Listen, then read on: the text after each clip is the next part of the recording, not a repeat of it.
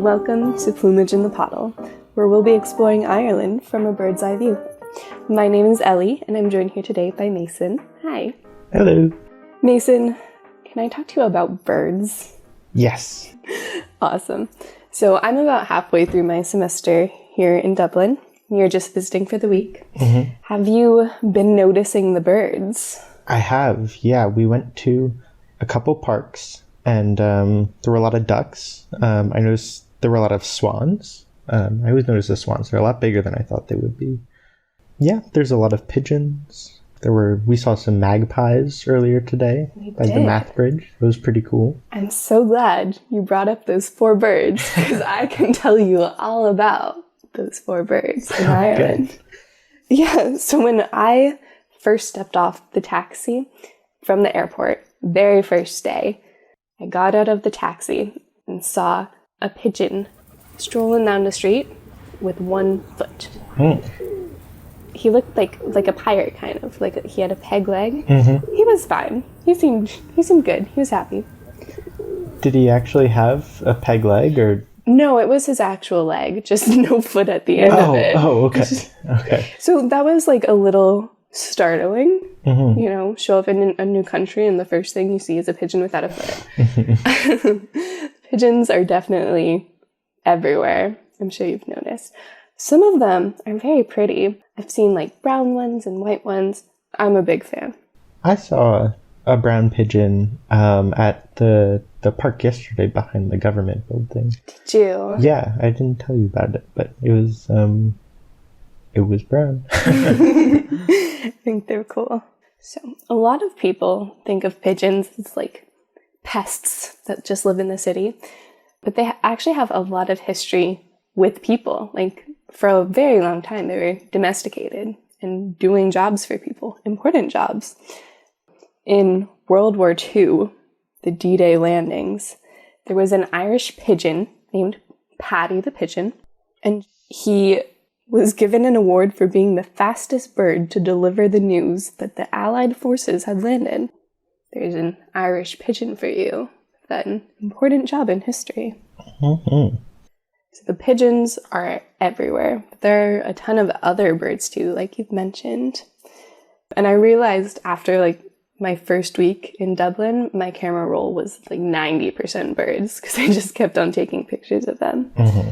I think I was most surprised when I saw the swans. Like, it didn't occur to me that they just lived in the wild. Yeah, my grandmother's favorite animal is a swan. So I always make a note and I take a picture. And I'll show them to her when I get back. Mm-hmm. Turns out there's a lot of Irish folklore surrounding swans. There's a story called The Children of Lear. So the story goes, there is this lord called Lear, this big, powerful guy. And with his wife, he had 4 beautiful children. Then the wife dies. Mm-hmm. But he wants a nice family again, so he decides to remarry, and he marries Aoife. That's spelled A-O-I-F-E. Some good Irish spelling there for you. So Aoife is now the stepmother. And for a while, like, things are good. Everyone gets along. But then Aoife starts to get jealous of how much Lear loves his children. She feels like he's spending too much time with them. So she decides to take the kids out to the lake on a little vacation, but she's planning to kill them. Oh, wow. I know. I was expecting more of a Sound of Music. Oh. Kind of, send them off to boarding school. Right. Nope. Death. Okay. But she can't bring herself to do that, so she does the next best thing that naturally anyone would do, and she turns them into swans. So now you have these 4 children who are swans swimming around the lake, doomed to be swans for 900 years. They can still sing though and like communicate, so they're able to talk to their father, to Lear, will sing to him. Obviously, Lear is not happy about his children being turned into swans for 900 years. So when he tells the king who is the father of Aoife, he turns her into the demon of the air. And she stayed like that. So 300 years pass. The Swan children go to a different lake. 300 more years pass, and by this time, poor old Lear has passed away. The final 300 years are spent in the water around an island. Now, you've seen all the cathedrals around the city. Mm-hmm. Christianity and Catholicism in specific are very important in Irish history. Almost everyone is Catholic, or their family's Catholic. So, these Swan children have been swimming around for 900 years. Now, Christianity is spreading around the country, and a monk hears these beautiful swan songs, and he grows fond of them. Sometimes they say this religious figure is Saint Patrick. Other versions of the story say he's just a monk. But anyways, some Christian guy is looking out for them. Eventually, they're transfigured back into humans, but at this time they're like 900 years old. They're not children anymore. Mm-hmm.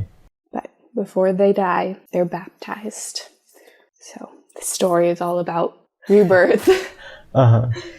I don't know how bad of an alternative that is. I don't know if I would mind being turned into a swan for 900 years. I think yeah. Opposed to death. Yeah, 900 years is a long time. It is. Yeah. I don't know if I'm quite up for that. But better than immediate death. Mm-hmm. Yeah, so there are a lot of swans around Dublin. We saw some in the River Liffey today. And there are also a lot in Stephen's Green, which is the park close to campus. Mm-hmm. The park is a really important place in Irish history because Irish rebels fought against the British there in the 1916 Easter Rising, which kicked off the whole Irish Revolutionary period, where they eventually got freedom from British rule. Mm-hmm. So in Stephen's Green, they dug trenches, and you can still find bullet holes like all around the area in the buildings. But even as this fighting is happening, Stephen's Green was still a park. So just like today, there are a bunch of birds in it. So what happened was, every day during the Rising, there was a ceasefire called for an hour so that the park keeper could feed the ducks. Oh. So even though the British and the Irish were really not on good terms at this time, everyone agreed the ducks needed to be fed. That's good. Mm-hmm. Apparently the ducks didn't even really mind like all the noise. They're just chilling, bullets whizzing over their heads. But in the end, 6 ducks did die in the Easter Rising. No. I know. They have not been forgotten, of course. I've noticed there's a lot of statues around Dublin. Is there one commemorating the ducks? Can't say I've seen a duck statue. That's a shame. The ducks have been commemorated in museums, in music. People have written songs about them.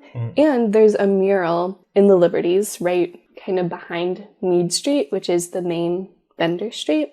There's a big Michael Mallon mural, who is one of the leaders of the Easter Rising who fought in Stephen's Green. And to his left, there's a little mural of the ducks and them being fed. Oh, that's good. Yeah, so people really recognize the sacrifice. Exactly. That the ducks made. Yeah. Important part of Irish history. Mm-hmm. So we've talked about some of the history of birds, talked about the folklore of the swans. There are also some superstitions here in Ireland about birds, specifically magpies. So magpies are known to be pretty sneaky birds. They like to steal shiny things. Mm-hmm. So when you only see one of them, there's a rhyme that goes 1 for sorrow, 2 for mirth, 3 for a funeral, 4 for a birth. So depending on how many magpies you see, means different things. Mm-hmm. We saw magpies. We did. We saw 2. So that's mirth. Mirth is joy. Mm-hmm. Yes. Laughter. So that's good. Woo! Yay! It's okay if you only see one magpie, though. You won't necessarily be unlucky. Mm-hmm.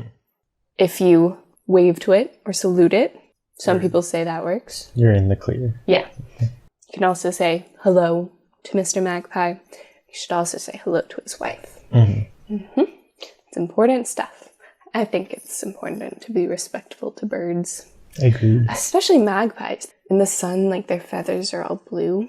I think they're very pretty birds, and you can find them all over. It's great. So definitely keep an eye out for birds here in Dublin and when you go back to Burlington. I'd love to hear all your bird stories because I like talking birdie with you. Guess those 2 magpies did work. All right, goodbye. Bye.